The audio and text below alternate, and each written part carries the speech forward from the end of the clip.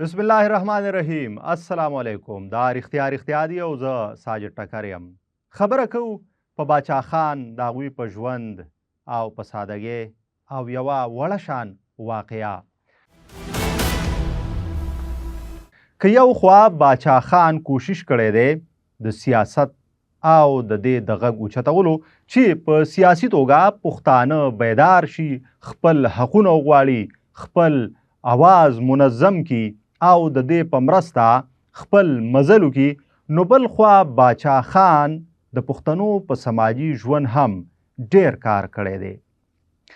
لکه په معیشت کې هم، لکه موږ ګورو چې په ژوند ژواک کې هم، لکه هغه جرګه ګرځېدلی دی، کور کلی او کوڅې ته د پښتنو تللی دی او اول یې پې غږ کړی دی چې په خپل منځ کې اتفاق پیدا کړي. انجمن اصلاح الافاغنه د دې موږ سره مثال دی، جرګه مثال دی. او دغه شانتې بیا که موږ ګورو نو نه صرف سیاسي او سماجي ژوند بلکې د تعلیم په میدان کې د هغوی کردار د نن نه 115 کاله وړاندې 115 آزادې مدرسې د پښتنو بچو د دوی د روښانه مستقبل لپاره جوړول هم د باچا خان ویژن او فکر و.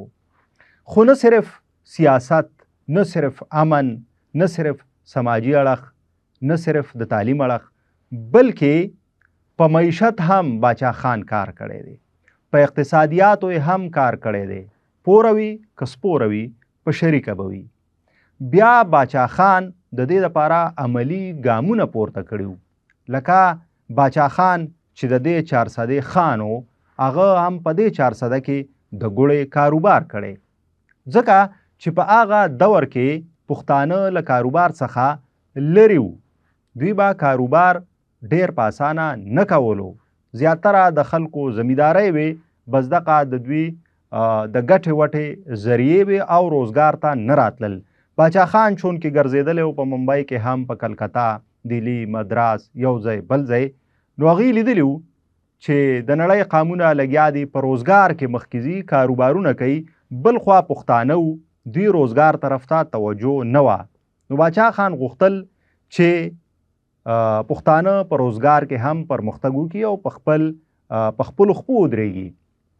بیا د باچا خان نه صرف دغه ویژن بلکې چې کم زمونږه د دې ځایي کم پیداوار دی، هغه مصنوعات دي، هغه که کیړی وي، هغه که پیزار و که جامې وي، نو هم هغه لباس باچا خان استعمالو د خپلې خاورې چې پښتانه همدا استعمال کړي او دلته چې کم صنعت دی نو مطلب یې چې دې ته وده ورکړی شي.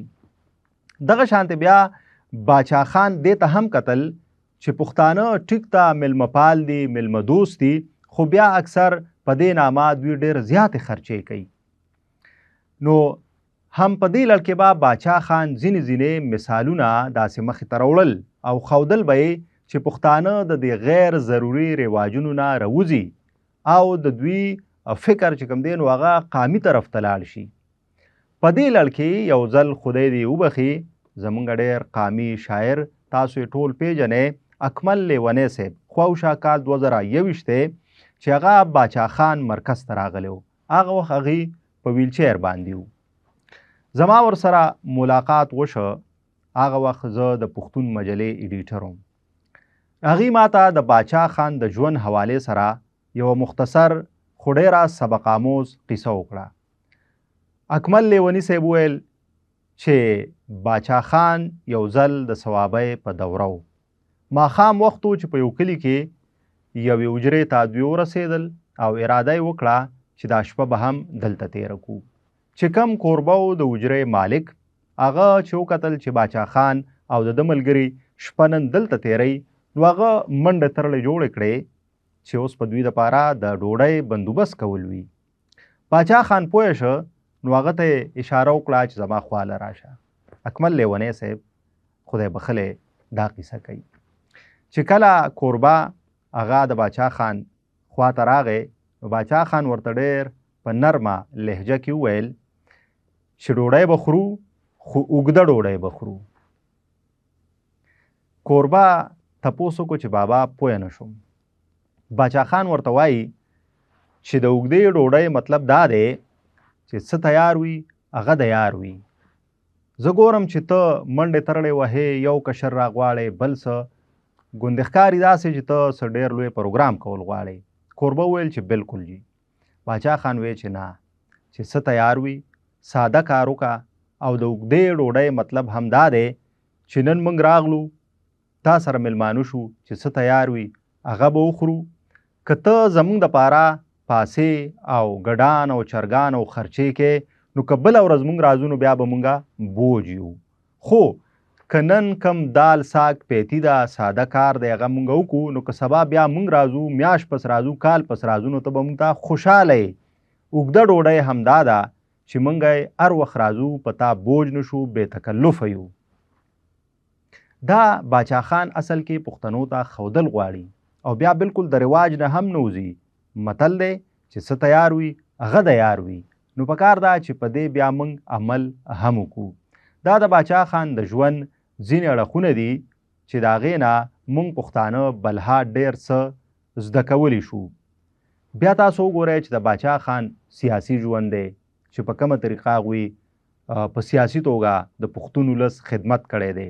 نو نه صرف سیاست دی بلکې بیا په ډېرو اړخونو یې خدمت کړی دی او مثالونه یې وړاندې کړي دي. اوس ضرورت د دې خبرې دی چې موږ دغه مخې ته راوړو او خپل ولس سره شریک کو چې داسې هم زموږ مشران تیر شوي دي زموږ ترمنځه چې د هغوی کارونه داسې وو چې هغوی غوښتل چې په پښتنو کې په هغې عمل وشي. که تاسو وګورئ نن سبا د اسراف په نامه، د تکلفاتو په نامه موږ په ودونو کې، په ښادیو کې او بیلابیل چې کوم دی یو خوا زیاتره زموږ پښتانه ورونه خویندې هغې په بد حال کې دي. ځینې داسې سیمې دي چې هلته اوبه نه میلاویږي هم په دې پښتونخوا کې زموږ خویندې میندې هغې پسې په کیلومیټرو مزلونه کوي، غربتونه دي. نو بل خوا بیا د رسم و رواج په نامه باندې بیا موږ کمې خرچې کوو، نو سړی حیران شي.